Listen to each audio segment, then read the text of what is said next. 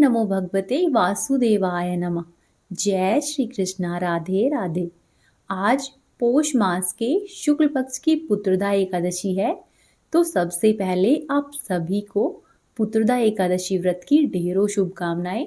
आज के इस वीडियो में आप सुनेंगे पुत्रदा एकादशी व्रत की संपूर्ण कथा, साथ ही एकादशी माता और तुलसी माता की कथा भी। तो आइए लक्ष्मी नारायण के चरणों का ध्यान करते हुए आज की इन कथाओं का शुभारंभ करते हैं।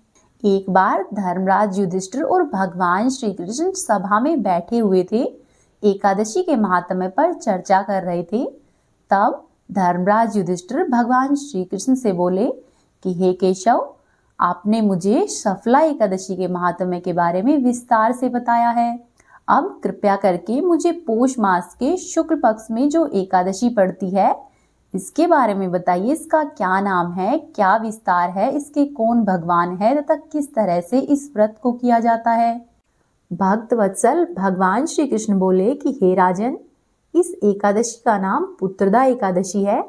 इसमें नारायण भगवान की पूजा की जाती है। इस चर और अचर संसार में पुत्रदा एकादशी के व्रत के समान दूसरा कोई व्रत नहीं है। इसके पुण्य से मनुष्य तपस्वी, विद्वान और लक्ष्मीवान होता है। मैं इसकी एक कथा सुनाता हूँ, वह सुनो। भद्रावती नामक नगरी में सुकेतु नाम का एक राजा राज्य करता था।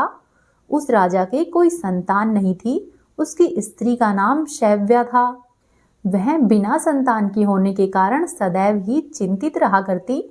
राजा के पितृगण भी रो रो कर उससे पिंड लिया करते और उसके पितर सोचा करते कि राजा के बाद अब हमारा पिंडदान कौन करेगा।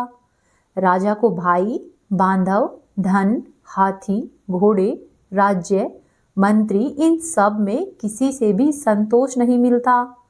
वह सदैव ही यह सोचा करता कि मेरे मरने के बाद मुझे कौन पिंडदान करेगा और बिना पुत्र के पितरों और देवताओं का ऋण मैं कैसे चुकाऊंगा। क्योंकि जिसके घर में पुत्र नहीं हो उस घर में सदैव ही अंधेरा रहता है।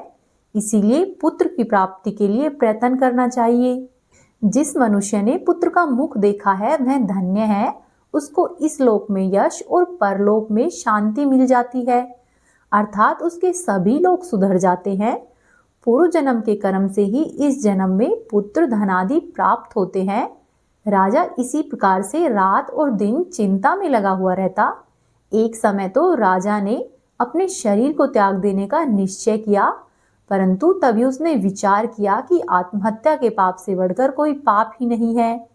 ऐसा सोचकर उसने आत्महत्या का विचार छोड़ दिया और फिर एक दिन राजा ऐसे ही विचार करता हुआ अपने घोड़े पर चढ़कर वन की ओर चल दिया तथा वन में जाकर वह पक्षियों और वृक्षों को देखने लगा।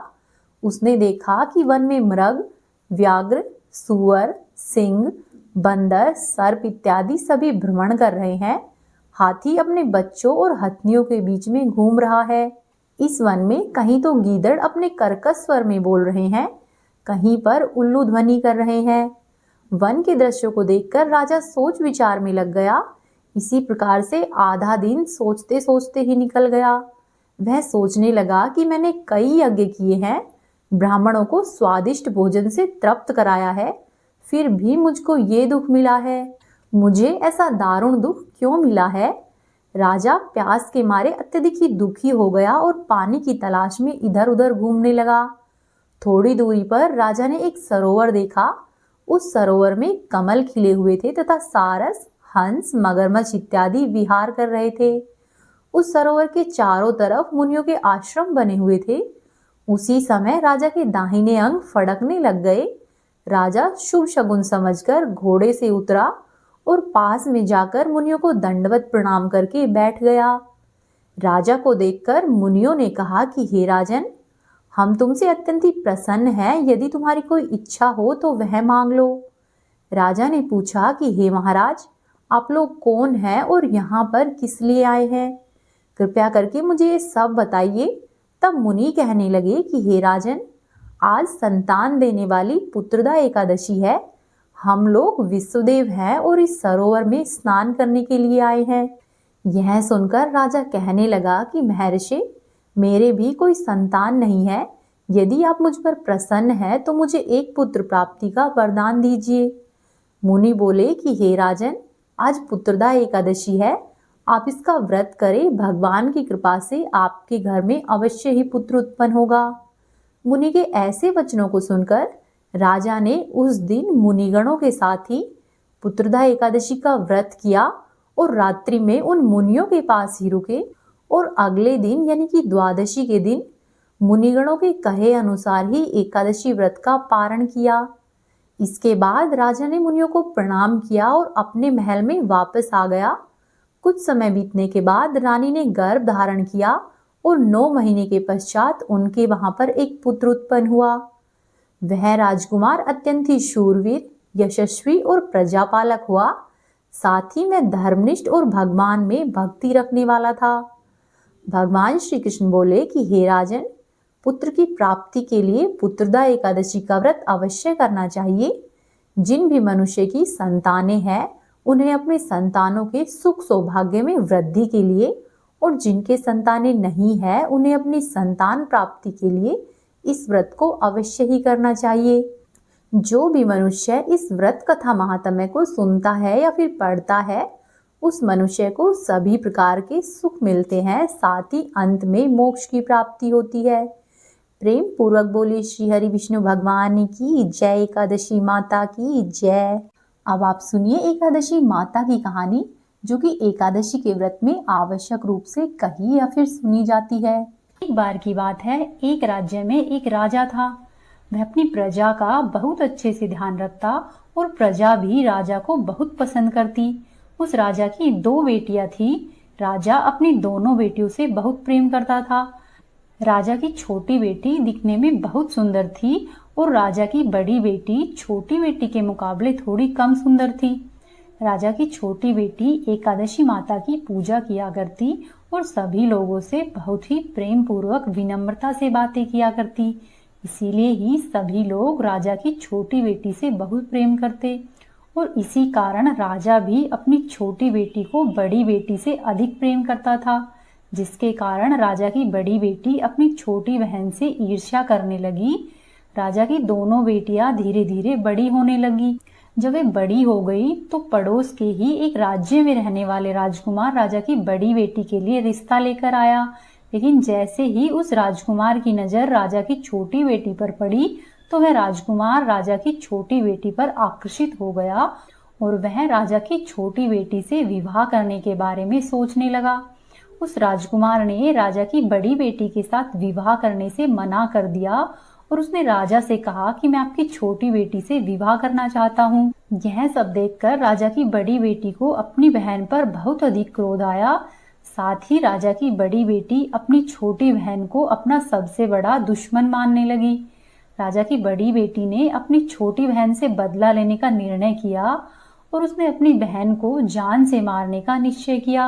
वह उसको मारने के लिए विभिन्न प्रकार के उपाय सोचने लगी और राजा की बड़ी बेटी ने अपनी बहन को मारने के लिए सबसे पहले एक लड्डू में जहर मिलाकर अपनी बहन को दिया और उससे लड्डू खाने के लिए कहा। लेकिन लड्डू खाने के बाद भी छोटी बहन को कुछ नहीं हुआ। यह देखकर उसकी बड़ी बहन बहुत ही आश्चर्यचकित हुई, लेकिन बड़ी बहन ने हार नहीं मानी। जब उसकी छोटी बहन रात को कमरे में सो रही थी तो उसने मटके में सांप रखकर उसके कमरे में छोड़ दिया, लेकिन सांप ने भी छोटी बहन को नहीं काटा। जिसके बाद बड़ी बहन ने अपनी छोटी बहन से कहा कि चलो हम लोग कुएं से पानी भर कर लाते हैं, और फिर दोनों कुएं पर पानी भरने के लिए गई। जब वहां पर छोटी बहन और बड़ी बहन पानी भर रही थी तो राजा की बड़ी बेटी ने छोटी बेटी को कुएं में धक्का दे दिया, लेकिन ग्यारस माता की कृपा से छोटी बेटी को कुछ भी नहीं हुआ। उधर बड़ी बेटी के बहुत अधिक प्रयास करने के बाद भी जब उसे सफलता नहीं मिली तो वह और अधिक क्रोधित हो गई और उसने अपनी छोटी बहन के पास जाकर उससे प्रश्न किया कि मेरी छोटी बहन, क्या तुमको पता है कि भगवान ने सबकी मृत्यु एक निश्चित समय पर लिखी है और साथ ही यह भी पता होता है कि उसकी मृत्यु कब व कैसे होगी। क्या तुम यह जानती हो कि तुम्हारी मृत्यु कब और किस प्रकार से होगी? तब राजा की छोटी बेटी ने कहा कि हाँ दीदी, मैं तो जानती हूँ मेरी मृत्यु कैसे होगी। राजा की छोटी बेटी से यह सब बात सुनकर बड़ी बेटी मन ही मन बहुत अधिक प्रसन्न हुई। तब छोटी बहन ने अपनी बड़ी बहन को बताया कि मेरी मृत्यु तो एक तोते में है, जो कि तोते के गले में एक हार है, उससे मेरी मृत्यु होगी। जब तक कोई व्यक्ति उस तोते को मारकर उस हार को अपने गले में पहने रखेगा तो मैं मूर्छित हो जाऊंगी, और जैसे ही उस हार को अपने गले से उतार देगा तो मैं वापस से जीवित हो जाऊंगी। अपनी छोटी बहन की मृत्यु का राज जानकर बड़ी बहन बहुत खुश हुई और उसने अपनी छोटी बहन को मारने के लिए उस पालतू तोते को ढूंढना शुरू कर दिया। और छोटी बहन को इस बात का आभास हो गया कि कोई उसकी जान लेना चाहता है, इसीलिए वह अपने पिताजी के पास गई और कहने लगी कि पिताजी, मेरी मृत्यु के बाद आप मुझे जलाइएगा नहीं, आप मुझे पुरानी हवेली में एक पलंग पर लेटाकर छोड़ दीजिएगा। अपनी बेटी से इस तरह की बात सुनकर राजा बहुत आश्चर्यचकित हुआ और कहने लगा कि बेटी, क्या बात है, तुम यह सब क्या कह रही हो? तब राजा की छोटी बेटी ने कहा कि पिताजी, समय किसी के लिए नहीं रुकता, क्या, कब और कैसे हो जाए इसका किसी को कुछ पता नहीं होता। फिर राजा ने अपनी छोटी बेटी से कहा कि तुम ऐसी बातें क्यों करती हो? 2-3 दिन बाद तो तुम्हारा विवाह है। लेकिन छोटी बेटी ने अपने पिताजी को ऐसा करने के लिए मजबूर कर दिया और उनसे वचन भी ले लिया, जिससे कि राजा ने भी अपनी छोटी बेटी की बात स्वीकार कर ली। और फिर 2-3 दिन इसी तरह से व्यतीत हो गए और 2-3 दिनों के बाद जब राजा की छोटी बेटी की शादी का समय आया, तब राजकुमार बारात लेकर राजा के घर आया। तब राजकुमार और राजा की छोटी बेटी का विवाह शुरू हो गया। और जैसे ही राजा की छोटी बेटी राजकुमार के साथ फेरे लेने लगी तो उसकी बड़ी बहन ने अपनी छोटी बहन के कमरे में जाकर उसके तोते को पकड़ लिया और उसके तोते को जान से मार दिया। और तोते के गले में जो हार था, उस हार को राजा की बड़ी बेटी ने अपने गले में पहन लिया। और जैसे ही बड़ी बहन ने उस हार को अपने गले में पहना तो उधर दूसरी तरफ राजा की छोटी बेटी ने 3.5 ही फेरे लिए थे और वह तुरंत ही मूर्छित हो गई। इसके बाद राजा ने बड़े बड़े वैद्य हकीमों को बुलाया और अपनी छोटी बेटी का इलाज करने के लिए कहा। राजा की बात सुनकर वैद्य ने छोटी बेटी को देखा तो राजा को बताया कि आपकी बेटी न तो जीवित है और न ही मरी हुई है, ऐसा हम पहली बार देख रहे हैं। तब राजा ने वैद्य और यह हकीमों को यह बात बाहर बताने से मना कर दिया और उनसे कहा कि अगर तुमने यह बात बाहर प्रजा में बताई तो मैं तुमको फांसी दे दूंगा। फिर राजा ने अपनी बेटी की इच्छा के अनुसार ही अपनी छोटी बेटी को पुराने महल में ले जाकर एक पलंग पर लेटा दिया और वहां पर कुछ सैनिकों को सुरक्षा के लिए तैनात कर दिया। इसके बाद जब राजा वापस अपने महल पर आया तो राजा की बड़ी बेटी अपने पिताजी के पास आई और कहने लगी कि पिताजी, अगर यह शादी संपन्न नहीं हुई तो आपकी इज्जत का क्या होगा? आप कहे तो मैं आपकी इज्जत बचाने के लिए राजकुमार से शादी करने के लिए तैयार हूँ।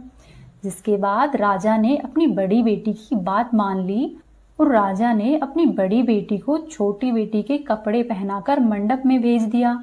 लेकिन राजकुमार यह जान गया कि यह राजा की बड़ी बेटी है, छोटी बेटी नहीं है।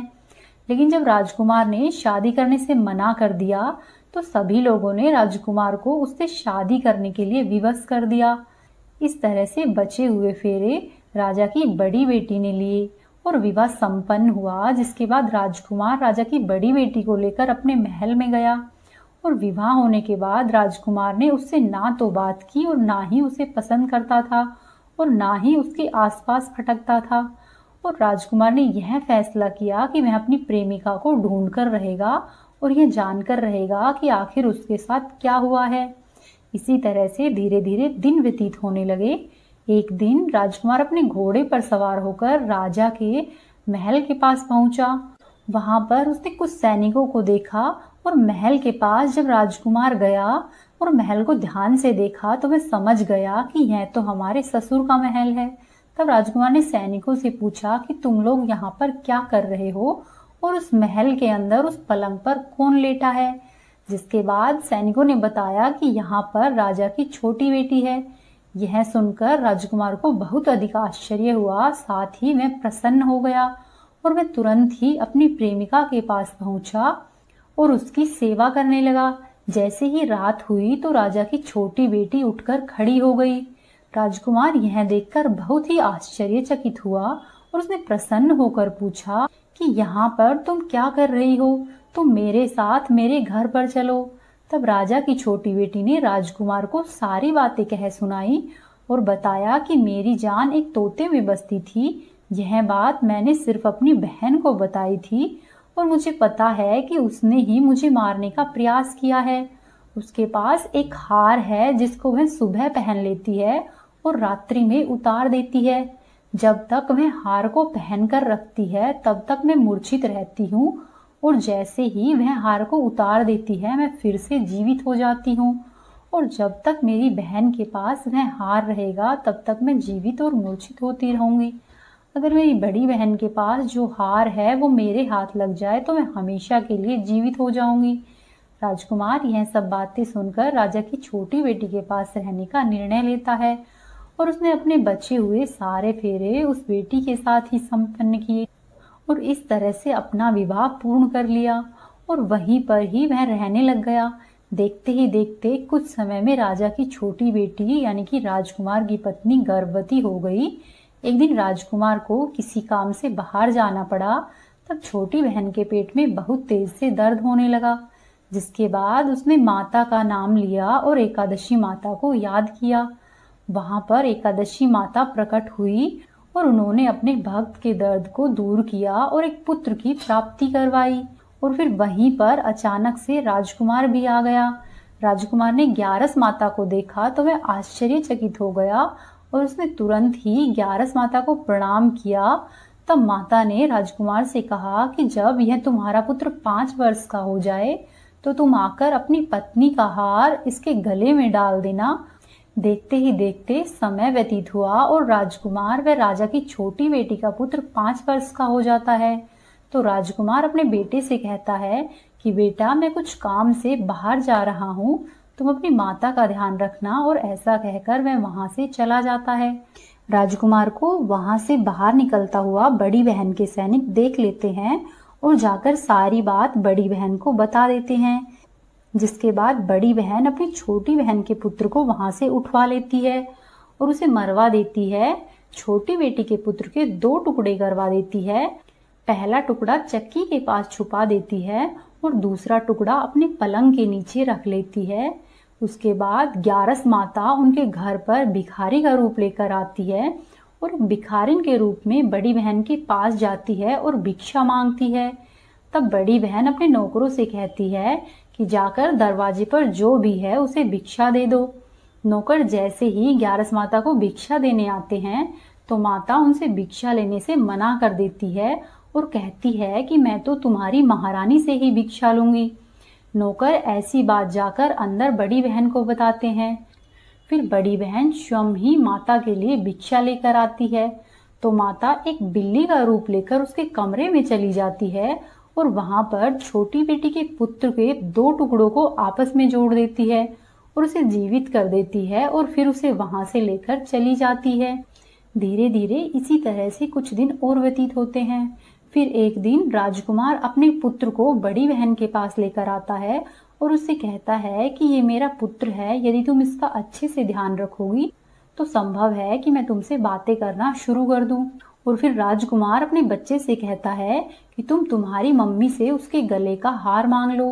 तो वह अपने पिता की बात मानकर राजकुमार का लड़का अपनी मम्मी के पास जाता है और कहता है कि मुझे आपका हार चाहिए।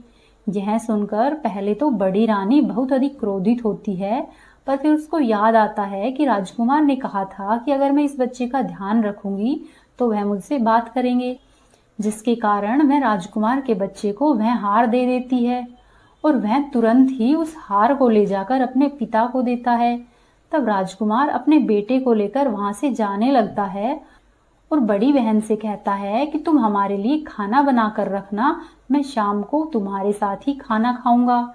ऐसा कहकर वह अपने बेटे को लेकर वहां से चला जाता है। उसके बाद वह राजा के पास जाता है और जो सब बातें थी वह सब राजा को कह सुनाता है।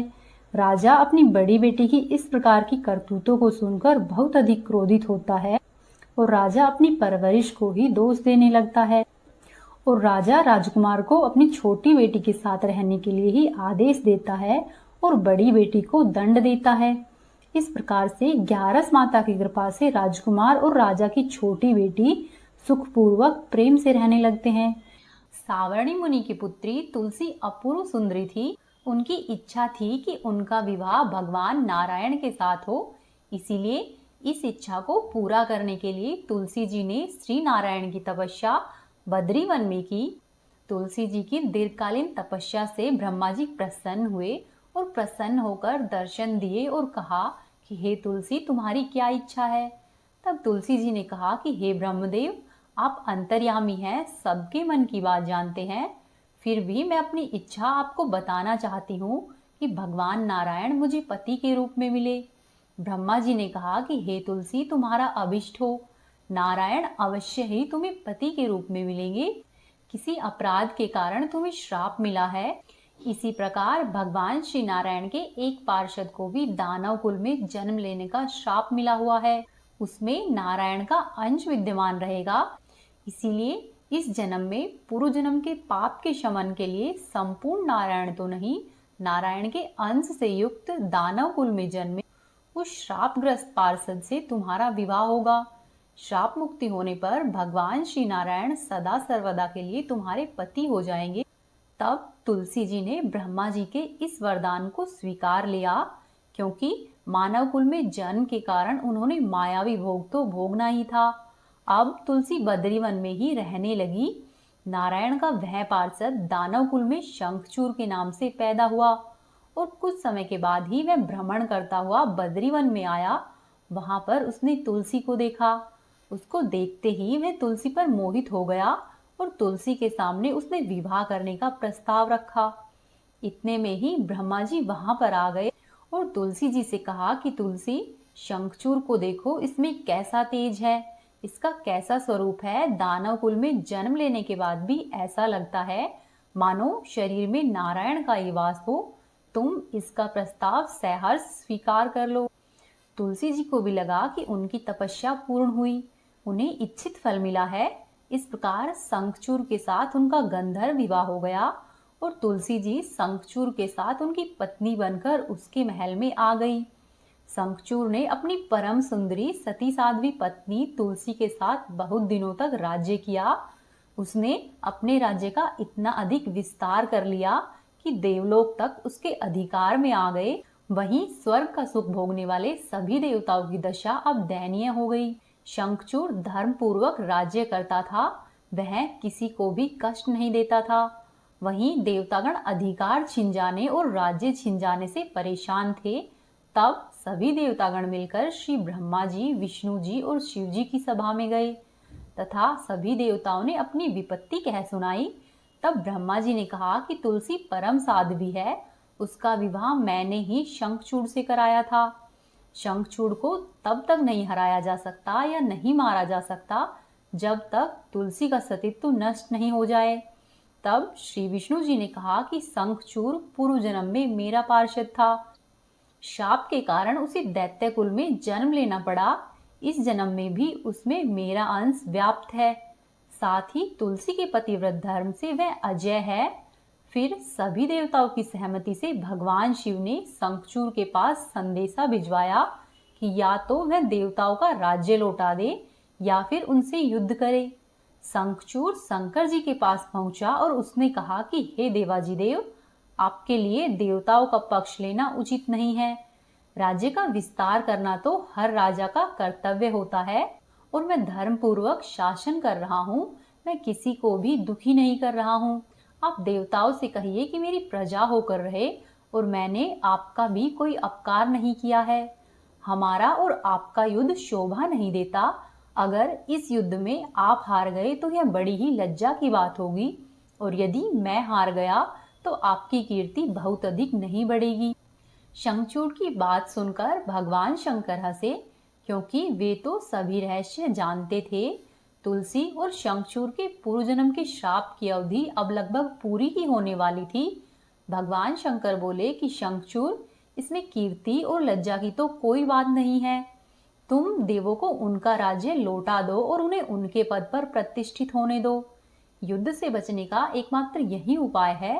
तब शंखचूड़ ने कहा कि मैंने तो युद्ध के बल से ही देवलोक को जीता है, और अब यदि कोई देवलोक को वापस चाहता है तो उसे केवल युद्ध करके ही मैं वापस लौटा सकता हूँ।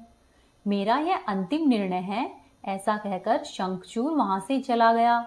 उसने अपने राजमहल में वापस आकर अपनी पत्नी तुलसी को सारी बातें कह सुनाई और कहा कि हे तुलसी, कर्म भोग सब काल सूत्र में बंधा हुआ है। जीवन में हर्ष, शोक, भय, सुख, दुख, मंगल और अमंगल सब कुछ काल के ही अधीन है। हम तो केवल निमित्त मात्र है। संभव है कि भगवान शिव देवों का पक्ष लेकर मुझसे युद्ध करे। तुम चिंता मत करना, तुम्हारा सती तेज मेरी रक्षा करेगा। और फिर दूसरे ही दिन भगवान शंकर के नेतृत्व में देवताओं ने युद्ध छेड़ दिया। शंखचूड़ ने भीष्म बाण की वर्षा करके सभी देवताओं के वेग को रोका। उनके प्रहार से देवतागण डगमगाने लगे।